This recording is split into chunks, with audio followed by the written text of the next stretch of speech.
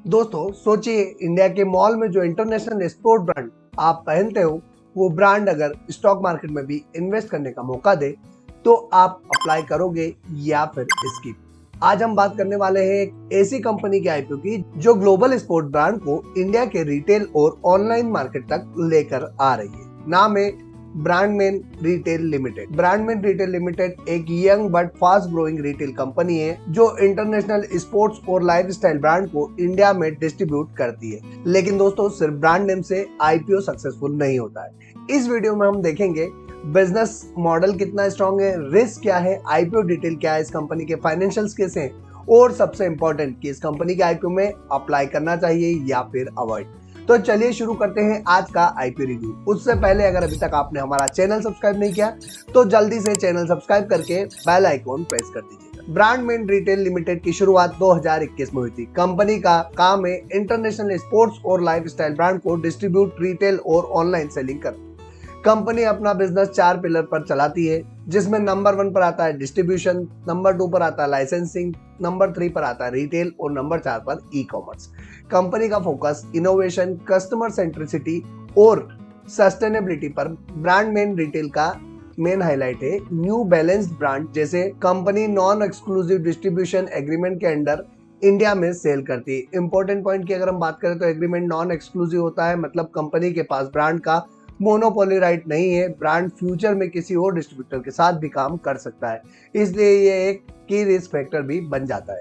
Company का physical retail network northern India में concentrated है, जहां पर एक्सक्लूसिव ब्रांड आउटलेट यानी ईबीओस 11 सिटीज में है, जैसे अहमदाबाद, अंबाला, देहरादून, न्यू दिल्ली, जालंधर, भटिंडा, गुड़गांव और लखनऊ। सभी स्टोर लाइसेंस स्टैंडर्ड के अकॉर्डिंग ऑपरेट किए जाते हैं। ऑफलाइन के साथ साथ कंपनी ऑनलाइन प्लेटफॉर्म पर भी एक्टिव है।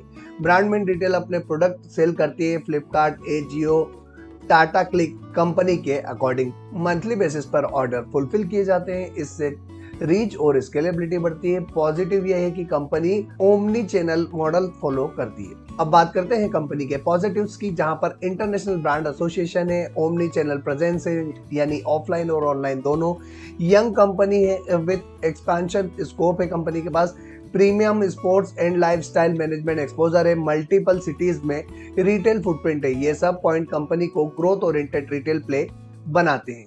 लेकिन हर आईपीओ के साथ रिस्क एसोसिएटेड होती है। वैसे ही इस आईपीओ की अगर हम रिस्क की बात करें तो non exclusive distribution agreement, heavy dependency on single major brand, limited operating history, geographical concentration mostly North India में, और fashion and lifestyle demand cyclical होती है। अगर ब्रांड एग्रीमेंट फ्यूचर में रिन्यू नहीं होता है तो बिजनेस पर डायरेक्ट इंपैक्ट पड़ता हुआ दिख सकता है। अब बात करते हैं कंपनी के आईपीओ डिटेल की, जहां पर 4 फरवरी के दिन आईपीओ शुरू होने वाला है, 6 फरवरी तक खुला रहेगा। 11 फरवरी के दिन लिस्टिंग होने वाली है। 10 रुपए फेस वैल्यू वाला शेयर 167 से 176 रुपीज का प्राइस बैंड होने वाला है। 86.09 करोड़ का आईपीओ साइज है, जो कि पूरा का पूरा फ्रेश इश्यू होने वाला है। बुक बिल्ड इश्यू टाइप है एनएससी का एसएमई आईपीओ, जहां मिनिमम इन्वेस्टमेंट 2,81,600 रुपए के लिए करना होगा।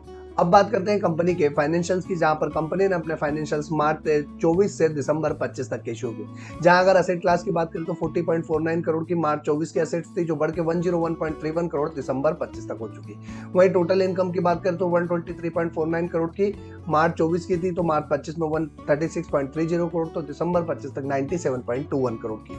प्रॉफिट आफ्टर टैक्स की बात करें तो 8.27 करोड़ का मार्च 24 का प्रॉफिट था, जो बढ़ के 20.95 करोड़ मार्च 25 हुआ, और 19.67 करोड़ दिसंबर 25 तक का। वहीं इबिटा की बात की जाए तो 12.01 का इबिटा मार्च 24 का है, जो बढ़ के 31.15 करोड़ का मार्च 25 का, और 27.02 करोड़ का दिसंबर 25 का। वहीं नेटवर्थ की बात करें तो 8.84 करोड़ की नेटवर्थ मार्च 24 की थी, जो बढ़ के 60.26 करोड़ दिसंबर 25 तक हो चुकी है। और रिजर्व्स की बात करें तो 8.59 करोड़ की रिजर्व्स मार्च 24 की थी, जो बढ़ के 46.70 करोड़ मार्च 25 तक हो चुकी है। और बोरोइंग की बात करें तो 3.53 करोड़ की मार्च 24 की बोरोइंग थी, जो बढ़ के 15.68 करोड़ दिसंबर 25 तक कंपनी की बोरोइंग है। ओवरऑल अगर हम फाइनेंशियल परफॉर्मेंस की बात करें तो कंपनी के असेट, इनकम, एबिटा और पेट में कंसिस्टेंट स्ट्रेंथ देखने को मिलती है। इसके साथ ही रिजर्व्स और नेटवर्थ में भी स्ट्रॉन्ग ग्रोथ रिकॉर्ड हुई है, जो कंपनी के एक्सपांशन, स्केल और री इन्वेस्टमेंट कैपेसिटी को शो करता है।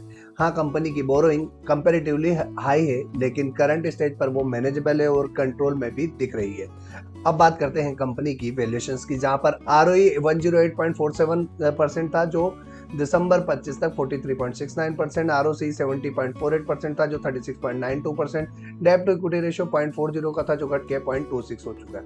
रिटर्न ऑन नेटवर्थ की बात करें तो 70.33% था, जो घट के 32.68% हो चुका है। तो पेट मार्जिन 15.49 से बढ़ के 20.64% हो चुका है।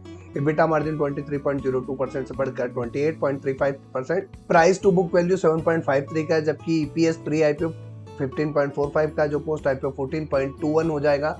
पी रेशो 11.39 का है, जो बढ़कर 12.38 आफ्टर IPO हो जाएगा। यानी overall ROE, ROC, return on net worth पिछले साल के मुकाबले थोड़े वीक हुए हैं, लेकिन अभी भी कंफर्टेबल और इंडस्ट्री एक्सेप्टेबल लेवल पर दिख रहे हैं। पॉजिटिव साइड पर डेब्ट टू इक्विटी रेशियो में गिरावट देखने को मिली है, जो कैपिटल स्ट्रक्चर के लिए अच्छा सिग्नल माना जाता है। साथ ही पेट और EBITDA दोनों में ग्रोथ रिकॉर्ड हुई है, जो ऑपरेशनल परफॉर्मेंस और मार्जिन इंप्रूवमेंट को दर्शाती है। Price to book value higher valuations को इंडिकेट करता है, लेकिन EPS बेहतर है और P ratio relatively reasonable zone में दिखाई देता है। अब एक बार इस कंपनी को इसकी कॉम्पिटिटर के साथ कंपेयर करके देख लेते हैं, जहां पर ब्रांडमैन रिटेल लिमिटेड का EPS 16.43 का है, पी रेशियो 11.39 का और रिटर्न ऑन नेटवर्थ 70.33 का है, जबकि रेडटेप का 3.08 का EPS है, 47.39 का पी रेशियो और 21.55 का रिटर्न ऑन नेटवर्थ है। बाटा का 25.73 का EPS है, 47.41 का पी रेशियो और 20.99 का रिटर्न ऑन नेटवर्थ है। 6.15 का लहर फुटवेयर का EPS है, 34.59 का पी रेशियो, 9.67 का रिटर्न ऑन नेटवर्थ है।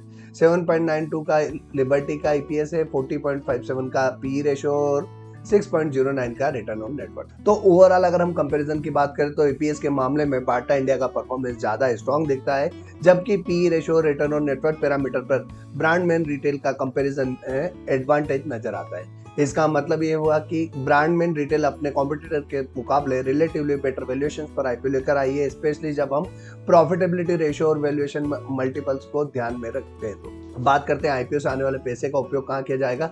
तो new retail expansion, EBOs and MBOs में 15 नए एक्सक्लूसिव ब्रांड आउटलेट यानी EBOs और multi brand outlet MBOs launch करने के लिए एस्टिमेट 27.90 करोड़ का उपयोग होने वाला है। वर्किंग कैपिटल रिक्वायरमेंट में जहाँ न्यू स्टोर ओपन करना है, जिसमें 11.78 करोड़ का, और वर्किंग कैपिटल एग्जिस्टिंग स्टोर्स के लिए उपयोग होने वाला है 26.22 करोड़ का, और रिमेनिंग अमाउंट जो है वो जनरल कॉर्पोरेट पर्पस के लिए उपयोग में आने वाला है। अब बात करते हैं ग्रे मार्केट प्रीमियम की, लेकिन उससे पहले अगर अभी तक आपने हमारा चैनल सब्सक्राइब नहीं किया तो जल्दी से चैनल सब्सक्राइब करके बेल आइकॉन प्रेस कर दीजिएगा।